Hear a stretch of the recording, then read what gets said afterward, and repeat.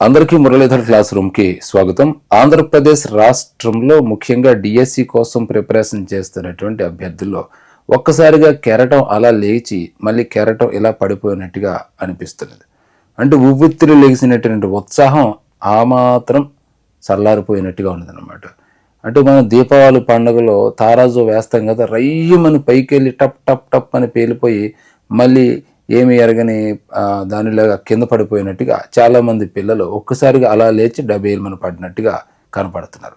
So వాళ్ళందరినీ దృష్టిలో పెట్టుకుని నా ప్రయత్నంగా కొన్ని విషయాలు డిస్కస్ చేయడానికి నేను ఈ వీడియో ద్వారా మీ ముందుకు వచ్చాను. సో డిఎస్సి విషయంలో మనకి చాలా గందరగోళం అనేటువంటిది రెండు తెలుగు రాష్ట్రాల్లోనూ నడిచింది, చాలా కాలంగా నడిచింది. అయితే తెలంగాణ పిల్లల యొక్క అదృష్టం ఏమిటంటే అక్కడ గవర్నమెంట్ త్వరగా డిఎస్సి ఇచ్చి త్వరగా పోస్టులు ఇచ్చేటువంటిది వాళ్ళ యొక్క అదృష్టం. నిజంగా అక్కడ పిల్లలు కూడా దాదాపు ఒక 6 సంవత్సరాల పాటు, అంటే 2017 నుంచి నిరీక్షణ చేయగా 2023లో ఎగ్జామ్ జరుగుతుందా లేదా అన్న పాయింట్ ఆఫ్ వ్యూలో కూడా ఎగ్జామ్ జరిగిన తర్వాత పోస్టులు ఇచ్చారు. ఆల్రెడీ పిల్లలందరూ కూడా స్కూళ్ళకు పోతున్నారు, ఉపాధ్యాయులుగా వర్క్ చేసుకుపోతున్నారు. ఇప్పుడు ఆంధ్రప్రదేశ్ రాష్ట్రంలో ఈ తంతు నడుస్తూ ఉన్నది. 2018 నుంచి కూడా ఇది డిఎస్సి విషయంలో కన్ఫ్యూజ్ అనేటువంటి జరుగుతూనే ఉన్నది. ఈ 6 సంవత్సరాల కాలంలో ఎంతో శ్రమ, ఎంతో విలువైనటువంటి వయసుని కోల్పోయారు, ఎంతో శ్రమని వెచ్చించారు, ఎంతో ధనాన్ని వెచ్చించారు, అంతకంటే విలువైనటువంటి ఈ యొక్క సమయాన్ని దానికోసం ఖర్చు చేస్తూనే ఉన్నారు. సరే ఏదో అయ్యింది, మన ఇక్కడ రాబోతున్నది అని ఆశపడ్డ లోపలని ఏవో రకరకాల అంశాలు మెదడును తొలి చేస్తూ ఉంటాయి. చదువుదామంటే చదవ బుద్ధి లేదు, పుస్తకం తీ బుద్ధి లేదు. ఇటువంటి సందర్భంలో చాలామంది అభ్యర్థులు ఉన్నారు. సో వాళ్ళందరినీ దృష్టిలో పెట్టుకుని నా వంతు ప్రయత్నంగా కొన్ని విషయాలు మీకు చెప్తాను. ఓకే, అందులో మొట్టమొదటిది ఏంటంటే, ఫస్ట్ మీరు గుర్తుపెట్టుకోండి, డిఎస్సి ప్రిపరేషన్ చేస్తున్న వాళ్ళు వార్తలు మనకొద్దు. అది ఏ వార్తలైనా సరే, ఓన్లీ కరెంట్ అఫైర్స్ న్యూస్ అయితే చదువుకో, అది కూడా నోటిఫికేషన్ వేసిన తర్వాత.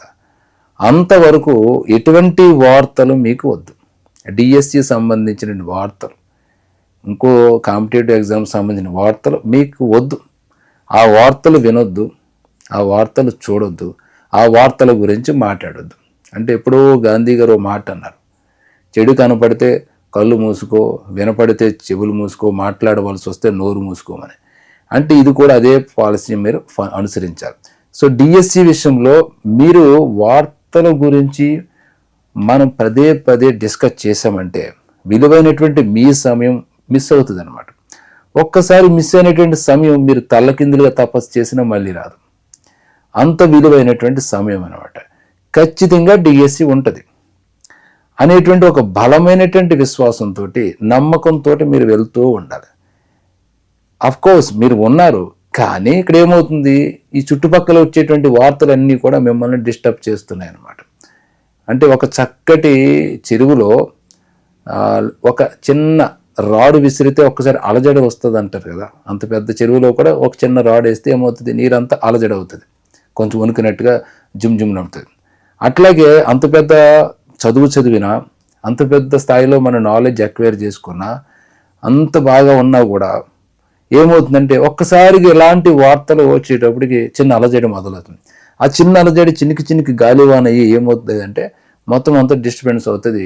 నాకు తెలిసి ఒక వారం రోజులుగా మీరు పుస్తకాలు పక్కన పెట్టి ఉండవచ్చు, లేదా ఈ వీడియో చేసే నాటికి చాలామంది పుస్తకాలు పక్కన పెడుతూ ఏం చేద్దామరా అన్నట్టుగా ఆలోచించుకుంటూ కూడా ఉండవచ్చు. సో నేను చెప్పేటువంటి సలహా ఏంటంటే, నేను ఇచ్చేటువంటి సూచన ఏంటంటే, మీరు అంటే మనం వార్తలు మనకొద్దు. అరే డిఎస్సి గురించి నేను ఎప్పటి నుంచి ఎన్నో వార్తలు వింటూనే ఉన్నా. అప్పుడు తెలంగాణ పిల్లలకి అదే చెప్పిన, ఏ వార్తలు మీకు వద్దు, ఎగ్జామ్ ఉంటుంది, మీరు ప్రిపరేషన్ చేసుకుపోండి, దట్స్ ఇట్. అలాగే నమ్మినారు, వచ్చింది, జాబ్ చేసుకుంటున్నారు హాయిగా. మీకు అదే చెప్తున్నా, ఎగ్జామ్ ఉంటుంది, మీ పని మీరు చేసుకుపోండి. వార్తలు అనేటువంటి బిలీవ్ చేయకండి. వార్త అంటే ఇవాళ వార్త, రేపు అది చరిత్రలోకి పోతూ ఉంటుంది. ఎప్పుడు వార్తలు వస్తానంటే పోతానంటే కానీ నువ్వు చరిత్రలో నిలబడాలంటే ఆ వార్తలను మాత్రం పట్టించుకోకుండా నువ్వు భవిష్యత్తులో నువ్వు ఒక వార్త అవ్వాలి అంటే ఇప్పటి నుంచి ఖచ్చితంగా నీ యొక్క ప్రిపరేషన్ మీద నువ్వు దృష్టి పెట్టాలి. ఓకే, అది గుర్తుపెట్టుకో. ఇక తర్వాత వాస్తవాలు గుర్తిద్దాం. సరే, వార్తలు మనకొద్దు, తీసేయి. మరి ఏంటి వాస్తవాలు అంటే చాలా వాస్తవాలు ఉంటాయి ఇందులో. అరే నిన్న కాక మొన్న ప్రిపరేషన్ స్టార్ట్ చేసినోడు ఉంటాడు, లేదా 2-3 నెలల ముందు ప్రిపరేషన్ స్టార్ట్ చేసేవాడు ఉంటాడు, లేదా 6 నెలలు ప్రిపరేషన్ స్టార్ట్ చేసి ఉంటాడు, లేదా 6 సంవత్సరాలుగా ప్రిపరేషన్ స్టార్ట్ చేసిన వాళ్ళు ఉంటారు. వీళ్ళందరూ ఒకమ్మడిగా గుర్తుపెట్టుకోవాల్సింది ఏంటంటే ముందు మీ వాస్తవాలు గుర్తించండి. అంటే సిలబస్ ఎంతవరకు కంప్లీట్ చేయగలిగారు మీరు? ఇప్పుడు టెక్స్ట్ బుక్ ఇచ్చి నేను అడిగితే మీరు 98% స్కోర్ చేయగలుగుతారా? ఇంటర్మీడియట్ నుంచి కానీ, లేదంటే మెథడాలజీ బుక్స్ నుంచి కానీ, 6th క్లాస్ టెక్స్ట్ బుక్ నుంచి కానీ ఒక 100 ప్రశ్నలు ఇస్తే అందులో 99 మీరు చేయగలుగుతారా? సిలబస్ మీద అంత గ్రిప్ ఉందా అనేది మిమ్మల్ని మీరు ఊహించుకోండి. నిజంగా ఎగ్జామ్ పెడితే మీలో ఎంతమంది 90% స్కోర్ చేయగలుగుతారు? అది కదా మనం గుర్తించుకోవాల్సింది. ఓ పక్కనేమో సిలబస్ అవ్వలేదా, ఓ పక్కనేమో టైం సరిపోవట్లేదంటామా, మరో పక్క ఇంకో టెక్టర్ పెడితే బాగుండని కొంతమంది చూస్తూ ఉంటారా? ఇంత గందరగోళ పరిస్థితిలో ఉన్నప్పుడు నువ్వు వాస్తవాలు గుర్తించుకోకుండా, నీ బలహీనతలు, నీ లోపాలు నువ్వు విశ్లేషణ చేయకుండా అవతల విషయాల మీద, ఇతర విషయాల మీద దృష్టి పెట్టడం వల్ల ఎవడు లాస్ అవుతున్నాడు? నువ్వే లాస్ అవుతావు. రేపు నీ పరాజయానికైనా విజయానికైనా కారణం నువ్వే తప్ప ఆ వార్తలు చెప్పేటోడు కానీ లేకపోతే ఇంకొకరు కానీ కాదు. నువ్వే కారణం. నువ్వు పట్టించుకుంటే పోయేది నువ్వే. పట్టించుకోకుండా నీ పని నువ్వు చేసుకుంటా పోతే ఆ తర్వాత కాలం అంతా నీదే విద్యార్థులారు. కాబట్టి ఇక్కడ వాస్తవాలు గుర్తించండి. మీరు ఇంకా ఎంత సబ్జెక్ట్ సంపాదించాలా, ఎంత మనకు లోపం ఉన్నదా, ఏ టాపిక్స్లో మనం వెనకబడి ఉన్నామా, మొత్తం మనకి డిఎస్సిలో ఉన్నటువంటి జీకే, కరెంట్ అఫైర్స్, విద్యా దృక్పథాలు, సైకాలజీ, కంటెంట్, మెథడ్, ఇవన్నీ వాటి మీద గ్రిప్ ఉందా? నాకు తెలిసి ఉండదు. మరి అది సంపాదించుకో ఫస్ట్. అది వాస్తవం. రెండో వాస్తవం, మనం సమయం నిజంగా సరిపోతుందా? నువ్వు 2-3 నెలల కిందటే మొదలు పెట్టి ఉంటావు, 1 నెలలో చదివేయడానికి కుదురుతుందా? ఇదేమైనా ఆన్లైన్ అమెజాన్ యాప్లలో బుక్ చేసుకుంటే వచ్చేయడానికా? ఇది ఉండేటిది కాదు కదా. చాలా సమయం పడుతుంది దీనికి. సో చాలామంది పోరాడుతున్నారు. మనం నిలబడాలంటే ఖచ్చితంగా మన యొక్క లోపాలు మనం గుర్తించుకోవాలి. ఏ స్థాయిలో ఉన్నామని మనం ఇది వాస్తవాలు. అలాగే మరొక వాస్తవం ఏమిటి? ఇది మనకు సంబంధించిన వాస్తవం. మరొక వాస్తవం, సో గవర్నమెంట్ మారిన తర్వాత మొదటి సంతకం చంద్రబాబు నాయుడు గారు డిఎస్సి మీద పెట్టిండు అంటే ఖచ్చితంగా ఒక అడుగు లేట్ అయినా వస్తుంది అన్నట్టు.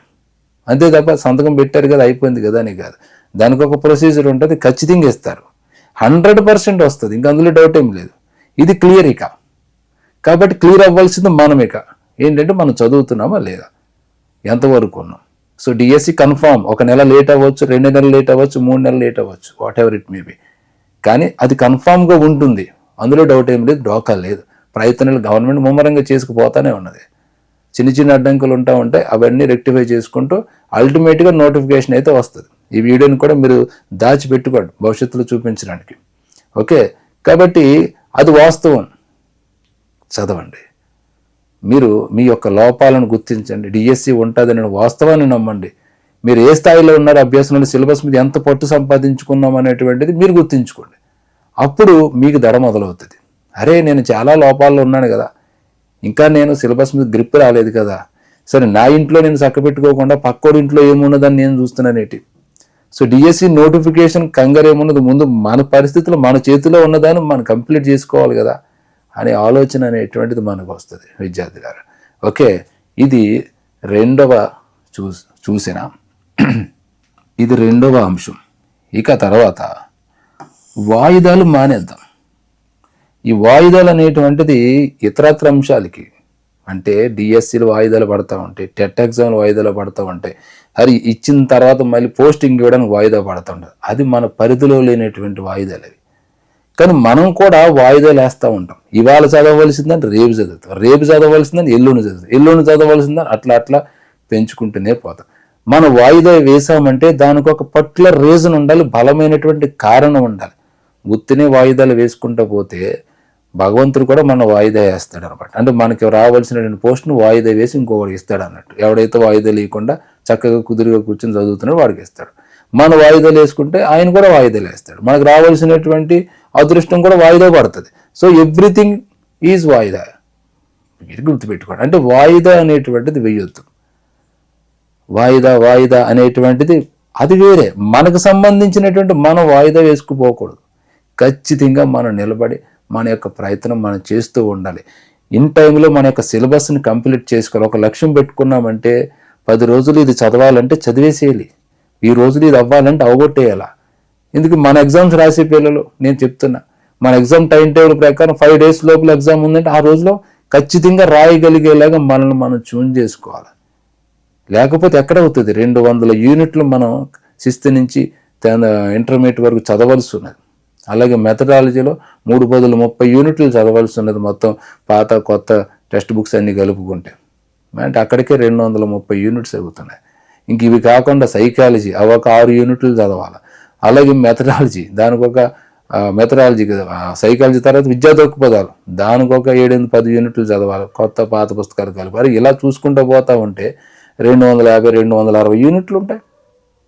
దానికి తోడు మళ్ళీ జీకే నోడు సముద్రం ఉన్నది, అలాగే కరెంట్ అఫైర్స్ అనేటువంటి విశ్వం ఉన్నది. ఇవన్నీ ఎప్పటికవుతాయి? ఇది కదా మనం అంటే ఇవన్నీ కంప్లీట్ చేయాలి, ఖచ్చితంగా కంప్లీట్ చేసుకోవాలి, అవసరం మంది కాబట్టి. అంటే ఎంత పద్ధతిగా మన యొక్క ప్లాన్ ఉండాలంటే ఖచ్చితంగా ప్లాన్ అనుసరించి తీరవలసిందే. ప్లాన్ వేసామా ఖచ్చితంగా దాన్ని ఫాలోఅప్ చేసుకోవాలి. ఎట్టి పరిస్థితుల్లో మనం చదివే రకంగా మనల్ని మార్చుకుంటూ వెళ్ళాలి. అది మీరు చేయవలసినటువంటి పని తప్ప వాయిదాలు వేసుకుంటూ పోయారంటే ఖచ్చితంగా వాయిదా పడుతుంది తర్వాత కూడా. ఇక తర్వాత వరంగా భావిద్దాం. ఎప్పుడు కూడా నెగిటివ్ మైండ్ అనేటువంటిది మనల్ని కిందకు తొక్కుకుంటూ పోతూ ఉంటుంది. పాజిటివ్గా ఉండాలి. ఫినిక్స్ పక్షి లాగా కింద పడిపోయినా సరే మళ్ళీ ఉవ్వెత్తున లెగాలన్నమాట. మొదటి స్టార్టింగ్లో చెప్పిన కెరటం ఇలా లేచి కింద పడిందని, కింద పడ్డ కెరటం మళ్ళీ లేస్తుంది. సో మనం అది తీసుకోవాలి. కెరటం నాకు ఆదర్శం, పడుతున్నందుకు కాదు, పడినా లేస్తున్నందుకు. అది మనం గమనించుకోవాల్సినటువంటి ముఖ్యమైనటువంటి విషయం. అంటే ఇట్లాగా మీరు గుర్తుపెట్టుకోవాల్సింది ఏంటంటే దాన్ని వరంగా భావించండి. దేన్ని? వాయిదా పడిందా, అదొక వరం. సరే ఇంకో 4 సార్లు చదివాను, ఇంకో 4 సార్లు చదువుతాం. సరే 2 సార్లు చదివాను, ఇంకో 2 సార్లు చదవడానికి సమయం ఉంది. అరే కొంత నేను మిస్ అయ్యాను, ఇదంతా చదవడానికి నాకు సమయం దొరికిందే అనేటువంటి దాన్ని మనం తీసుకోవాలి, వరంగా భావించుకోవాలి. సో వాయిదా పడిందంటే ఒకరు గుర్తుపెట్టుకోండి, లాంగ్ ప్రిపరేషన్ ఉన్న వాళ్ళు చాలా జాగ్రత్తగా ఉండాలి వాయిదా పడ్డప్పుడు. ఎందుకంటే చాలా వేగంగా పరిగెట్టుకొచ్చే వాళ్ళ పిల్లలు ఉంటారు, మీ పోటీదారులు ఉంటారు, మామూలుగా ఉండదు లెక్క స్పీడ్. వాయిదా పడిందంటే తారాజువ్వలాగా ముందుకు వస్తారు. కాబట్టి లాంగ్ ప్రిపరేషన్ ఉన్నారు, ఒళ్ళు దగ్గరెట్టుకుని ముందుకు సాగుతుండాలి. ప్రిపరేషన్ స్టార్ట్ చేసినారు మరింత ఒళ్ళు దగ్గర పెట్టుకుని ఈ యొక్క సమయాన్ని వరంగా భావించుకుని లాంగ్ ప్రిపరేషన్ ఉన్న వాళ్ళతో మనం పోటీ పడాలి. కాబట్టి మరింత బాగా చదవాలనేటువంటి ఒక తపనతోటి మనం పోవాలి. అది ఒక వరం. వాయిదా అనేటువంటిది ఒక వరంగా, ఇక్కడ జరుగుతున్న పరిణామాలను ఒక వరంగా మీరు భావించుకున్నప్పుడు మాత్రమే ఖచ్చితంగా రేపు డిఎస్సిలో మీరు ముందంజలో ఉంటారు, విజేతలుగా నిలబడతారు విద్యార్థులారా. సో సమయాన్ని వృధా చేయమాకండి, చక్కగా చదవండి, చక్కగా ముందుకు పోండి, మంచిగా స్కోర్ చేసుకుని ఉద్యోగాల్లో స్థిరపడండి. ఓకే, మరొక వీడియోతో తిరిగి నేను మళ్ళీ మీ ముందుకు వస్తాను. మరి మీరేమనుకుంటున్నారు, నేను ఇచ్చినటువంటి 4 పాయింట్లు బట్టి మీరు ఏమి నిర్ణయం తీసుకున్నారో అనేటువంటిది ఖచ్చితంగా కామెంట్ రూపంలో తెలియజేయండి. జై హింద్.